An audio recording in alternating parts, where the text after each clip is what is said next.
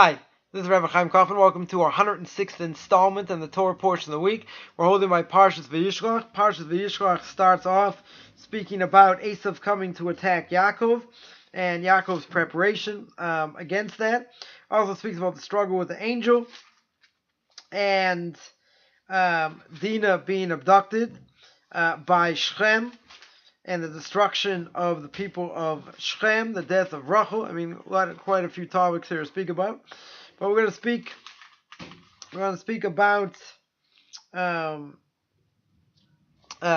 about the angel, the fact that Yaakov has a struggle with this angel. Chapter 32, verse 26, or verse 25. It says, Jacob was left alone, and a man wrestled with him until the break of dawn. When he perceived that he could not overcome him, it struck the socket of his hip. So Yaakov's hip socket was dislocated as he wrestled with him. Then he's let me go, for dawn has broken. So we have Yaakov fighting with the angel, and the angel not being able to overcome him. Instead, he knocks his socket out of his hip. The rabbis explain over here that it's speaking about the guardian angel of Esav. They want to at least try and make some wound, make Yaakov weak in a certain way. But he's the guardian angel of Esav in a human form. And just as a side point here, each nation has an angel which guides its destiny, working as an intermediary. And two nations are unique. Israel is God's own people. So just as Esav epitomized evil, so is angel, right? The angel of Esav is going to epitomize evil, try and go against good things. And he's the prime spiritual force of evil, meaning the Satan himself. We'll call him Mr. S. So the battle is an eternal struggle between good and evil, between man's capacity to perfect himself and the Satan's determination to destroy him spiritually. So you have the struggle between Yaakov and this angel, and the angel wants to leave, and Yaakov wants the angel to bless him. So it's a whole story. It's a whole story with that and exactly what that means. But I want to explain, a little bit what's going on over here. So it says, Mori v'Rebbe, Arav Agon Moshe Torah Shlita. It should be well. It brings down in Hokmah V'Daz. He says that here the angel, in the guy in human form, right, Mr. S in human form, that first Talmud tells us that the angel is dressed up as a non-Jew, right? Then he looks like an enemy, right? Someone who hates him. That someone came to, not only hurt him, but sort of pressure him, put him under his wing, put him under his spell, I guess, in a certain way, and also came dressed up as a Talmud Chacham, as a rabbinic scholar. So, as if to show that he loves Torah and he loves Talmudei Chachamim, which would, if he does his job well, the other person can be caught off guard and think, oh, he's out for my best interest, he's a good guy, and reality is that he's not. But Yaakov didn't bend, he didn't move, he continued to strengthen himself until the only thing that this angel could do was to try and cause some sort of weakness in him by knocking out his hip socket. So what did he do? So in short, my Rebbe here says that he brought out, or he tried to cause a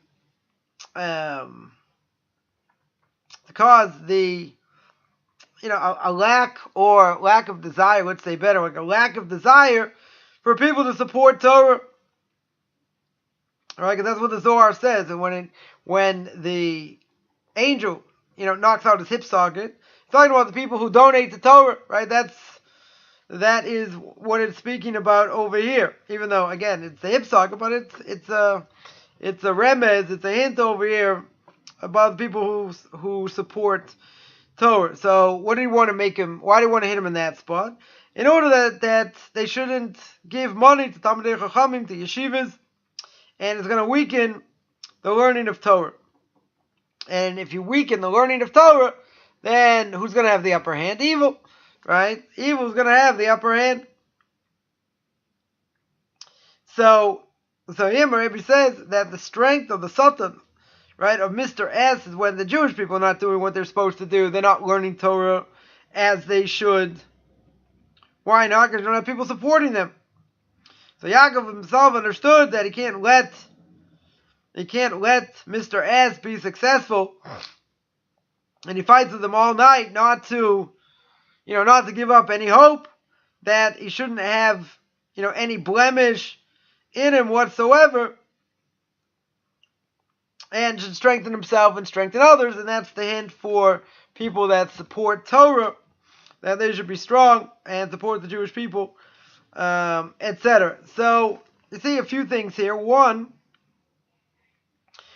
is that if the Jewish people don't learn Torah well, then they're not going to have the siyata d'shmaya.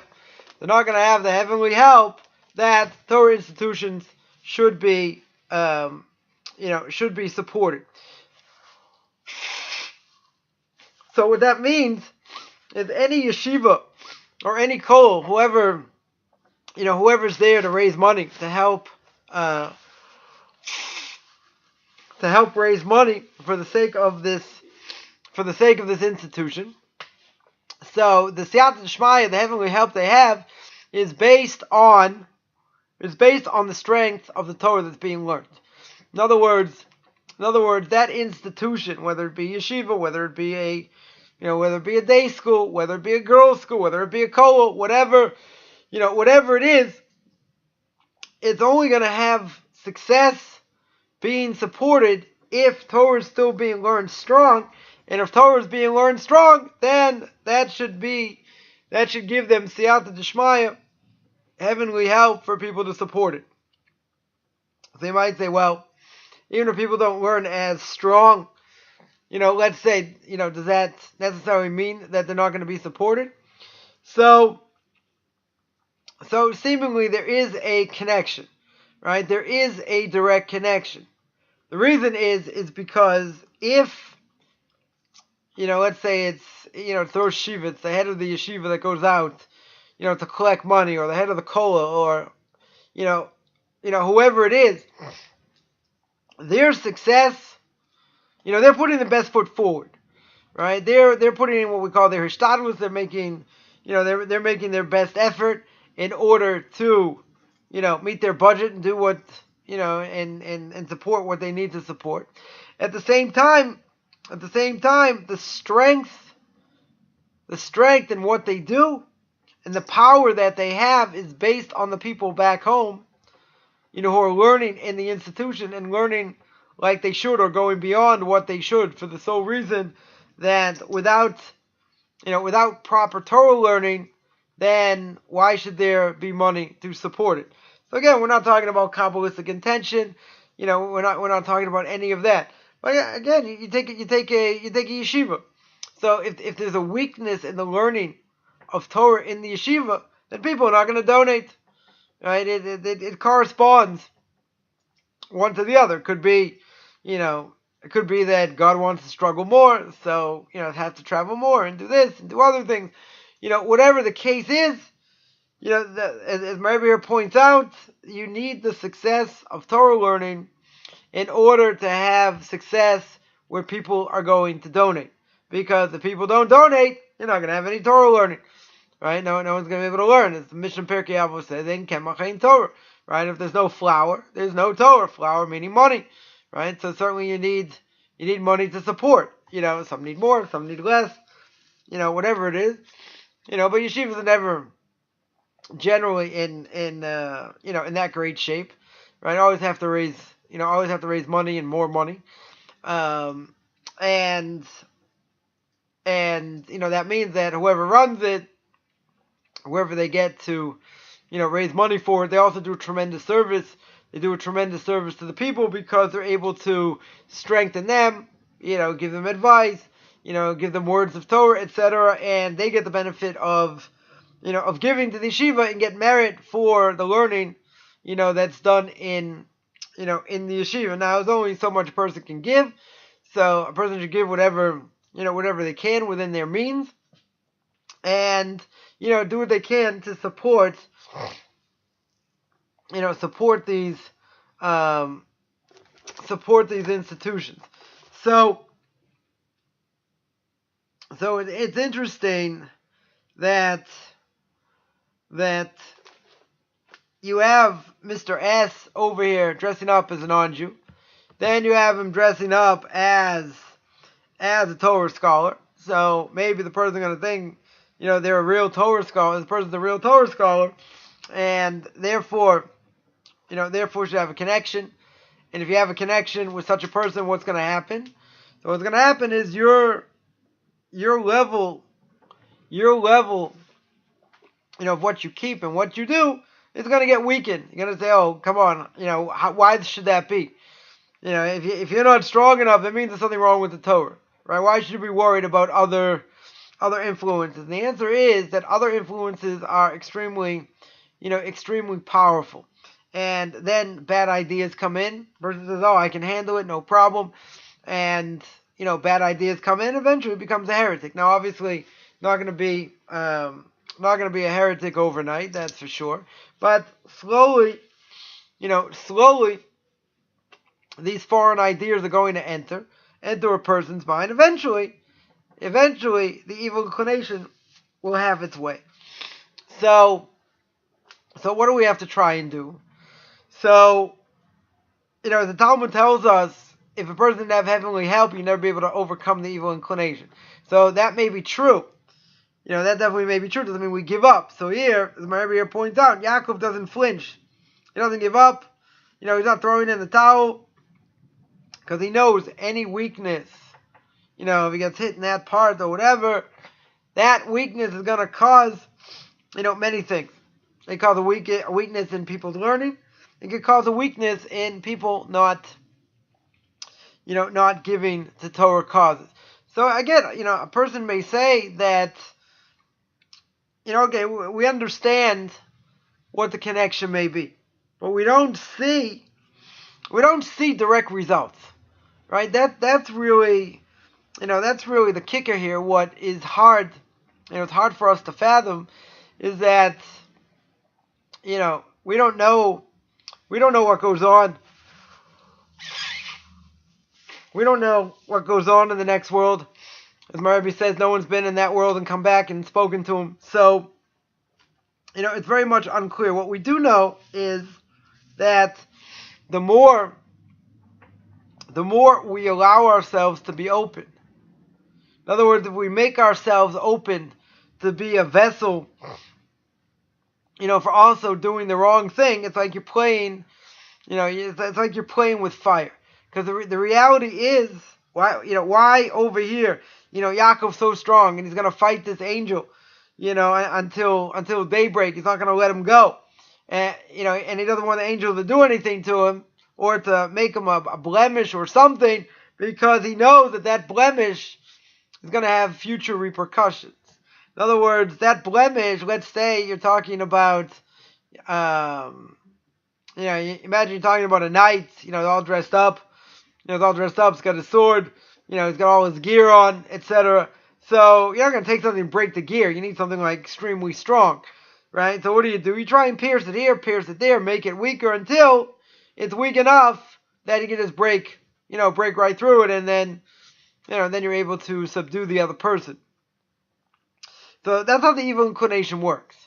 The evil inclination kind of like, comes to a person, and it's not going to tell a person who's already holding my Torah mitzvahs and say, all right, I want you to break Shabbos. Well, we're not going to listen to that evil inclination. We're not interested in breaking Shabbos. At the same time, what could happen is that maybe there's like a little bit of a chink in the armor. Maybe what happens is, maybe one small idea seeps in, right? A negative idea, secular idea, whatever, that can have a negative effect. It's not going to have a negative effect directly, but what that does is it makes you open enough that it will have an effect. So if a person, let's say, whatever bad habit, whatever bad character traits, the person may have, if we think back, okay, where did this stem from, right? Where does this come from? Bad character traits, the person may be born with certain tendencies towards certain things, okay, but it doesn't necessarily mean they have to act on them.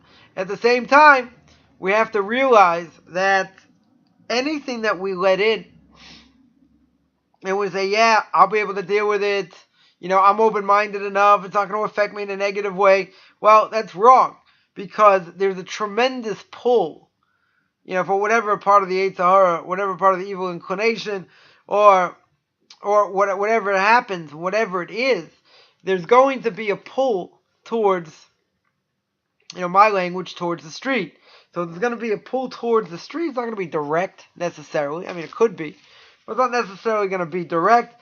What it's going to be is, it'll be little by little. All right, it'll be a little bit here, a little bit there, throw things, in a person's mind, to think about, and then eventually, the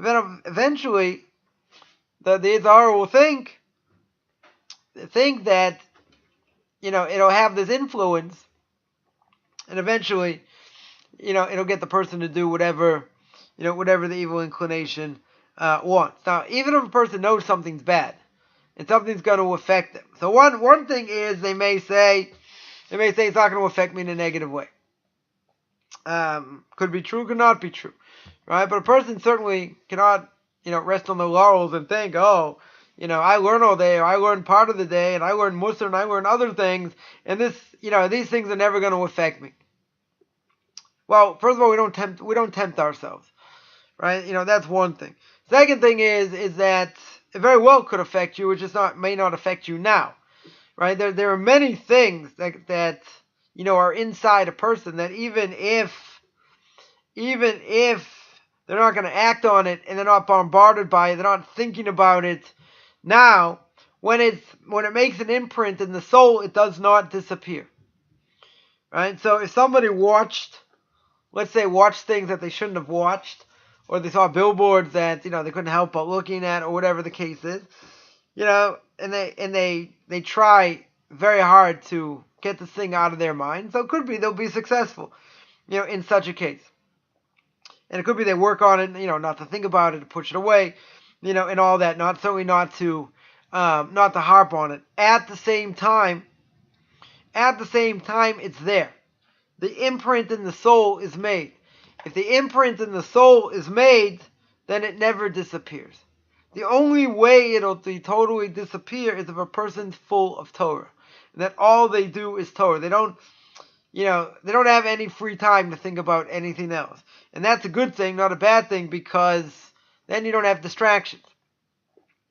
So if a person was seriously focused on learning Torah, so then your mind isn't open, for heretical things, or seeing things a person shouldn't see, and all that, and therefore the Yetzer Hara is not going to have any effect, because the person's constantly learning. But this takes maximum effort, and it takes a tremendous amount of patience, and also working very hard in order to get whatever a person saw out of their mind. Right? I have to work extremely hard to do that. I mean, we always succeed, but the evil inclination is there. It'll keep trying to stir up, these images. So a person has to be prepared, right? They definitely have to be prepared and figure out a way that even if it's there, not to dwell on it. So one good way to do it is keeping your mind busy, with Torah, etc. And that will certainly make it easier. We've mentioned before, the Vilna Gaon says in Mishlei, in Proverbs, Vilna Gaon says that when we speak about the Rambam and Hilchos Tshuva and the laws of repentance, the Rambam says you have to do that. Part of the repentance process is by doing vidui, is by doing confession. Now, the Rambam there says that you have to do confession even on something that you did by accident. It comes on the Vilna Gaon. Says Rabbi Elijah Vilna from in Mishlei, that the Vilna Gaon says that a person cannot do anything on purpose. In other words, he cannot transgress something on purpose, something by accident, had they not transgressed something on purpose. Which means if a person, the question is, why does a person have to do vidui? Why do they have to confess on something they did by accident? They did it by accident. They were standing against the wall. They weren't paying attention, and they went up against the light switch, and the lights go off. He didn't have intention to do that, right? So he's going to be exempt, right? Doesn't mean he doesn't have to bring a sacrifice, but he'll be exempt over here. So even if he doesn't mean it, he should have been more careful. So therefore, the Vilna Gaon says that you must have done something on purpose. You must have made some sort of rebellion against God directly in order for that to happen, because that must mean that you opened yourself up for transgression, and by opening yourself up for transgression, you make yourself, open enough that a person could do something, even by accident. So that being said, we certainly have to be careful. There are, many forms. The many forms that the Yetzer Hara can take. It can take the form of a non-Jew, and someone who hates, someone who hates Judaism and wants to make all Jews bow before them, to have them believe the same way that they do. Something a little more scary, and we've spoken about this a few times. I'll just mention it in passing, that then it comes back. If it's not successful, it'll come back and be dressed up as a rabbinic scholar. So it'll be dressed up as a rabbinic scholar, and the person is going to put their guard down, because if they're a true rabbinic scholar, what do I have to worry about? I don't have to worry about his philosophy. I don't have to worry about what he thinks about, and plenty of things I don't have to worry about. So comes along Mr. S and says, I got a great idea. We'll dress up as someone who Yaakov could respect, who Yaakov could have a connection with. And what he would do eventually is trying to weaken his resolve. So if he weakens his resolve, right, then that's going to be bad. That's going to be bad for the yeshiva world, because nobody is going to want to support it for the sole reason that the the Torah that's being learned, even in that institution, is weak. So if it's weak, why should we give? It's lack of siyata d'shmaya. It's lack of heavenly help. But at the same time, we realize that we have strength in numbers, which means that in the Orthodox world, it's growing by leaps and bounds, right? That there's no question. But the only success that anyone giving money to Torah, having a merit to give money to Torah institutions, is based on the Torah that's been learned. So another thing that we've spoken about is about the situation in Israel. I'm not going to get political, because most people know I won't get political. But even the situation in Israel, where you have a standing army, very strong standing army, but at the end of the day, it's surrounded by all these nations that could just pull together and destroy the entire country, God forbid. So how is the Jewish people in the land of Israel, how have they survived? So some will say it's based on the fact that somewhere there are nuclear weapons.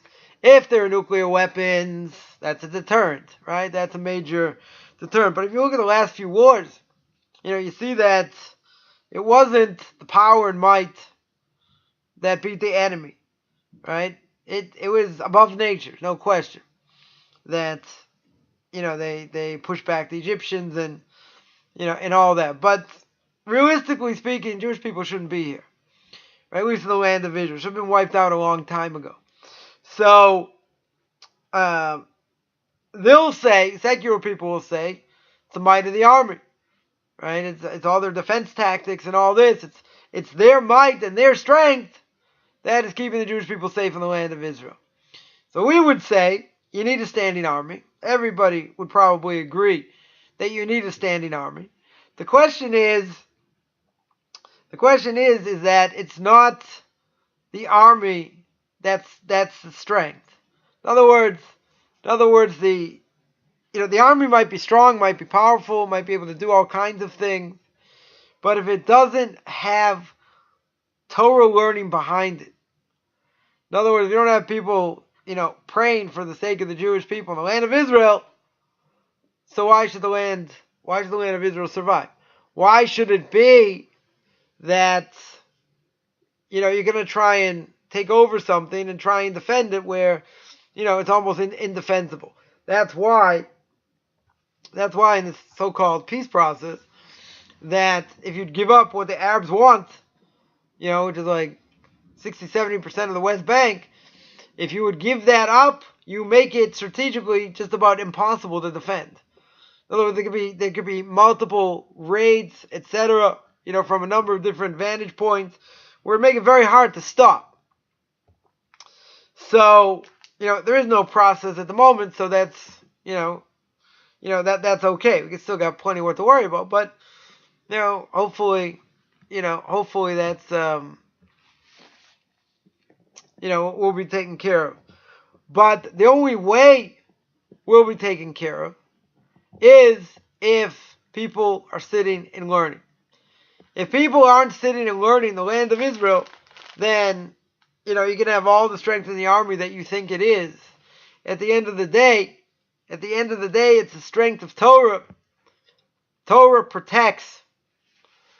Right? There could be decrees made or whatever. Learning Torah protects.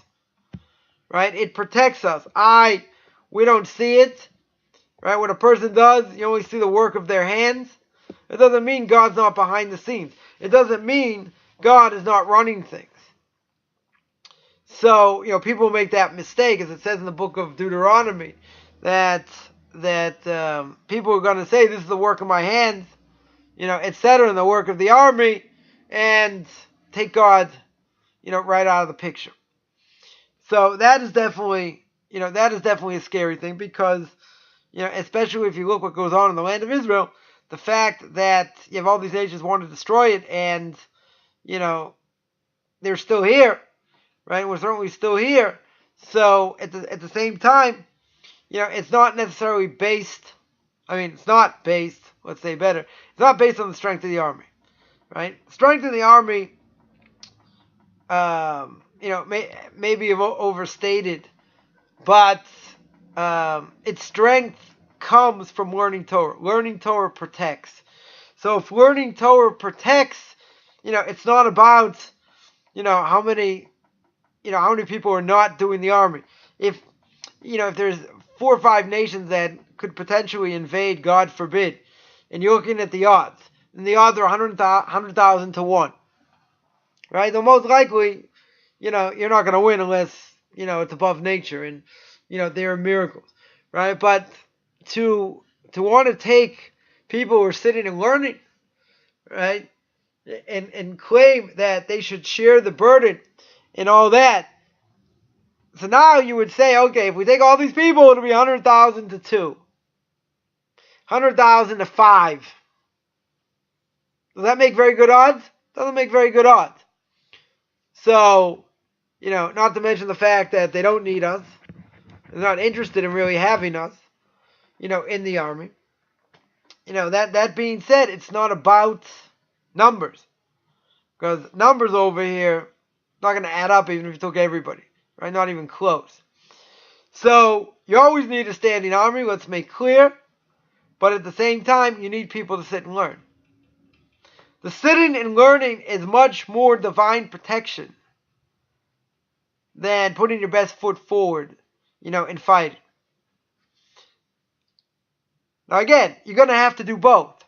Right? You may have to do both. You may have to go to war. And you definitely need people to pray. Because again, if you look at the landscape, just the political landscape, didn't I just say I'm not going to get political? If you look at the political landscape, what you're going to find is that Israel is surrounded on all sides. So according to nature, Israel, the state, should never have existed, after the fact. It should never have stayed. It should have been overrun years ago. Many, many years ago. But you see, God runs the world. God's in charge. And God will protect the Jewish people. He'll protect them, if we help ourselves as well. Helping ourselves doesn't just mean in physical terms. It means through prayer. It means through saying Tehillim. But that is the only way, the Jewish people survived in the land of Israel today. Because, if you look at the strength of the army, and if you look at what's going on, it's impossible. Right? It doesn't make any sense, logically, that the Jewish people have survived the way they have. So, if you have a weakness, right, you have a laziness, let's say, in learning, so certainly it could cause the Jewish people tremendous sorrow, tremendous difficulty. Talmud brings down that during the war, the Jewish people were involved in. So Moshe Rabbeinu lifted his arms. The Jewish people were successful in battle. When he put his arms down, they weren't successful in battle. So Talmud asks, what? It's Moshe Rabbeinu's arms? Is it arms that are doing the battle here? He lifts them. He doesn't lift them. What's the connection? Who cares? Right? It doesn't sound like a very logical answer. Right? So the answer is, when they lifted their arms, when Moshe Rabbeinu lifted his arms, what did he do? He lifted his arms to Shemayim to bring the Shefa, to bring the spiritual influence that the Jewish people should succeed even against tremendous odds. So we see that anything that's done is dependent on Torah. It's dependent on learning Torah. So, the Rebbe here says this fight between Yaakov and the angel, certainly is a fight for all generations. And that fight for all generations, what's it about? It's about the strength of Torah. It's about the strength of learning Torah. Because if there's a weakness, if there's a lax, people are lax in learning, so then you don't have the same divine protection. If there's learning around the clock and people are saying Tehillim, they're saying Psalms, and they're working on themselves spiritually, they take on, more things to do in order to find the merit, etc. So that's one thing. But it's not just because of the power, the power of the army. Doesn't mean you can't do it without an army. I mean, there could be open miracles also, even though there aren't. But at the same time, we have to put our best foot forward. And we also have to pray. There's nothing worse than, a person goes to synagogue to learn, or goes to a base medrash study hall. He doesn't really learn that much. He's schmoozing with other people, talking about the weather, talking about this, talking about that. And they learn, but they don't learn with the same fervor. Right? They're lax. You can say, well, isn't it good that they're learning? Yeah. Learning's good. It's good for the person. It's good for the community. All right, in general. But if there's a lax in that, so that institution's not going to have the same siyata d'shmaya, not going to have the same heavenly help. Why should they? Torah is the one protecting them. But you see, there is this direct connection, because if a person doesn't learn like they should, comes along the evil inclination, right? Comes along Mr. S, and he puts this poison into the Jewish people. Where now, so the people are doing it to themselves. They're not learning as strong, as they could. So what does that do? It makes it that much more difficult to support. The supporters go AWOL, right? They disappear. I'm not saying everybody, but if Torah is not on the up and up, and it's not learned for the right reason, and it's not consistent, that's also an important thing. It can't be haphazard. It has to be continual, it has to be consistent, and if it's not, why in the world should you have protection?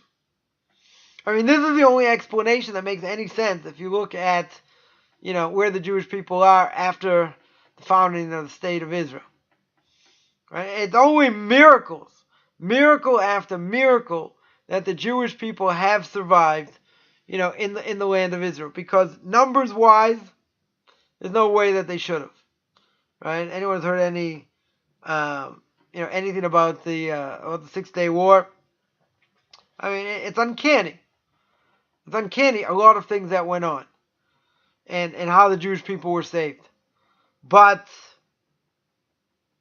we have to remember, God runs the world. And that God's in charge. But there's a connection between what I learn and how I learn. And the fact that if a person's not learning well, and they're part of a yeshiva or a kollel or whatever, then whoever the one raising the money is going to have that much more difficulty. Because that's all the evil inclination needs. All he needs is like a shoehorn to get himself in. Right? He squeezes himself in. That's it. Then he's got the power. So, because of that, he'll cause other things to happen where people shouldn't give. Right? Or they shouldn't give as much, or, this institution's going to struggle even more, for the sole reason that the people who learn there, their Torah scholarship is weak. It's weakened. So therefore, you don't have the same heavenly help. So this is what the archangel of Esav, right? Every nation has their angels that plead in front of God for different things. So this archangel wants to try and knock him out. He can't. So they're fighting. At the end, he knocks him in the hip. So he put a chink in the armor. Right? He made a little bit of a wedge. By making that wedge, he opened himself up. And if he opens himself up, so he's more liable to do something wrong. Come along, Yaakov Avinu. Yaakov Avinu is not going to let, he's not going to let that happen. He's going to fight to the end. He's not going to give up. Right? And this is what happens. He fights with his adversary. He doesn't give in. Until the end, he wants a blessing. Right? He wants a blessing from this angel. But he doesn't give in one iota. See, most people don't understand, and certainly misguided in this sense, that, they definitely think, they can do minimal things, and that Torah should be okay. So Yaakov Avinu teaches us that you have to put everything in. You have to work extremely hard. You can't compromise. You have to be on your guard 24/7. Yeah, you take Shabbos off, but the evil inclination doesn't stop. So a person has to work tremendously hard, in order to do that. If the goal is to develop ourselves, etc., we have to be careful. We have to be careful. Someone could be dressed up, as a rabbinic scholar. People may even call them a rabbinic scholar. But they could be heretics. And they could be totally wrong, be totally off. And, by some people it's more obvious than others because they're just blatantly open. So very easy to to pinpoint, what they say. And you can warn people about them because it certainly is dangerous. You have other people that want to dress up and look like rabbinic scholars. And they're not. So when that happens,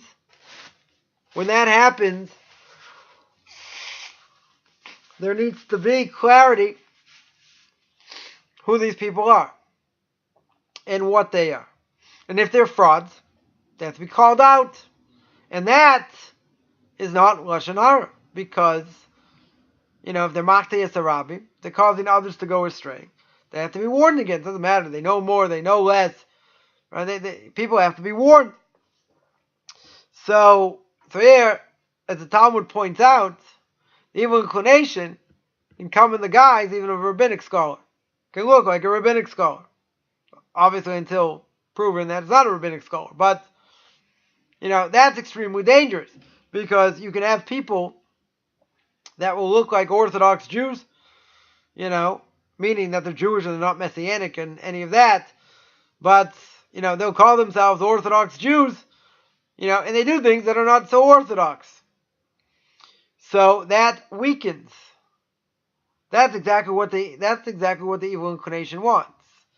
So let him dress up like an Orthodox Jew, right? But if the person's krum, if the person is, their philosophy is off, if it's way off, then, or even if it doesn't look like it's way off, right? Nonetheless, the person has to be careful. Right? Has to be careful, who are out there and what people say. Is what they say true? Is it not true? Is it damaging? Could it be damaging? What are the repercussions? Right? And some of the questions, we'd have to ask, but obviously someone dressing the part doesn't mean necessarily anything. They could look like a rabbinic scholar, have the, biggest hat and the longest coat. What does it mean?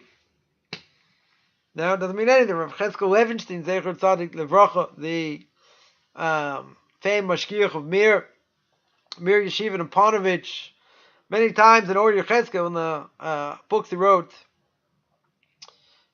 based on the talks he gave, would say many times that you have people do things for frumkeit. They do things for, to show that they're so quote unquote religious, but they're not, because you dig underneath the layers. They're not doing it for the sake of Judaism. They're doing it for who knows what reason, right? Most likely the wrong reason. That being said, we have to be careful. So Yaakov Avinu fights his archangel, and he ain't letting go. He's not letting him make a mark anywhere, because he does not want to have a blemish, even as small as it may be. Right? Because if there's no way for anything to enter, in a negative way, it won't. Doesn't mean the evil inclination will stop. But if you don't make yourself open to be a vessel for transgression, the evil inclination can't touch you. You need a lot of siyat d'shmaya, a lot of heavenly help, no question. But it won't go anywhere. Nothing will happen. People may think, oh, it's not so bad. So what if I'm exposed to it? I can overcome it. It doesn't really matter. It's not true. Evil inclination is extremely strong. Evil inclination is going after you even when you're asleep. You got to be careful what you think about when you go to sleep also. But here, what Rabbi brought out, which I think is a fascinating point, is the fact that supporting Torah can be weakened, that people won't give based on Torah that's learned. So if the Torah is weakened in the sense that, people slack off, they're not putting full effort in, etc., that has all kinds of effects. Doesn't matter, a person puts his best foot forward, whatever. One of the lasting effects is people don't want to give. Or if they give very little. They don't give what they normally give.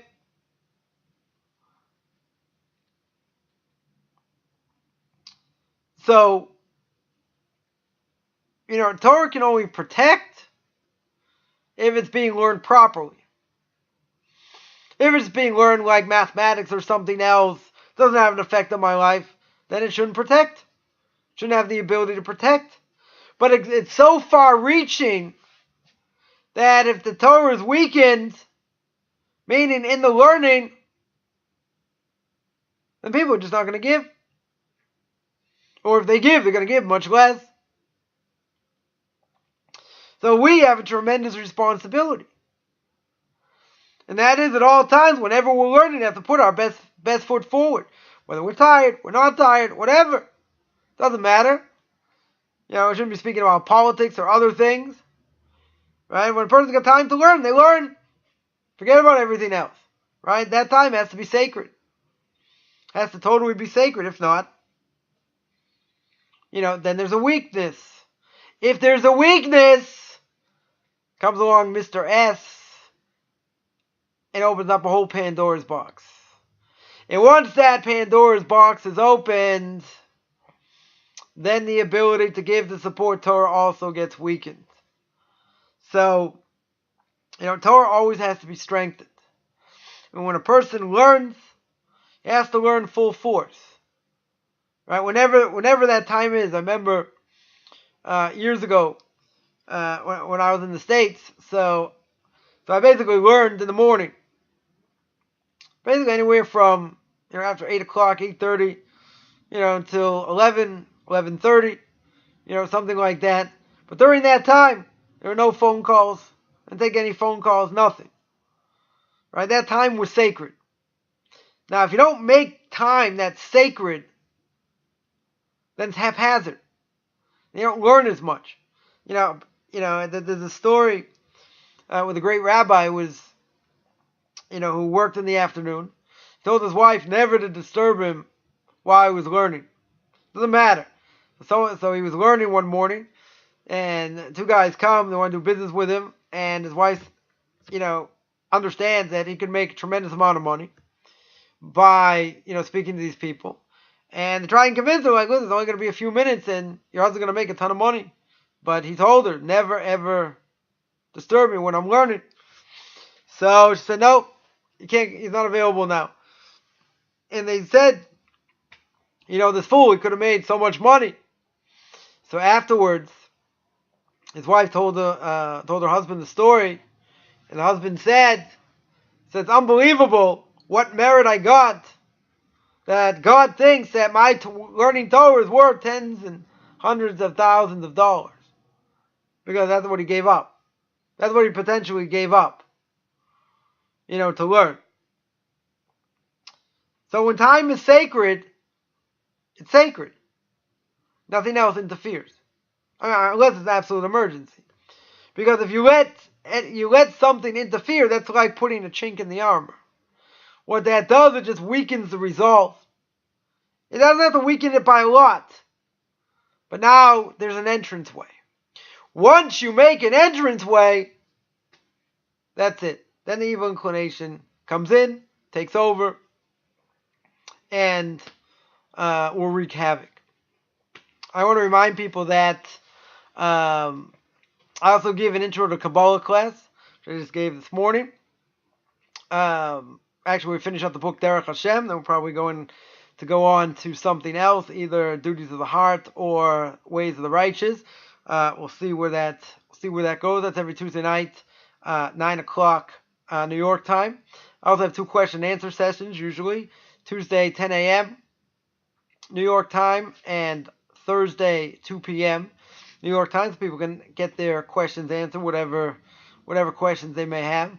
I also have a class that's not live. It's a class on Path of the Just. It's about building ourselves up in Musar, in ethics, and learning how to reach higher levels according to the way the Ramchal sets it up, that a person could, actually get to divine inspiration and resurrection. So people can contact me about that. That's more or less a class I do myself, and then I send it to people. I also give conversion classes. I gave Noahide classes. You can take a look at my Facebook fan page, Beyond Orthodox Conversion to Judaism, or Beyond Noahide. You can also take a look at my blog, orthodoxconversion.com. And if anyone has any questions, they can shoot me an email, rabbichaimkaufman@gmail.com, rabbichaimkoffman@gmail.com. Wishing everyone a great Shabbos.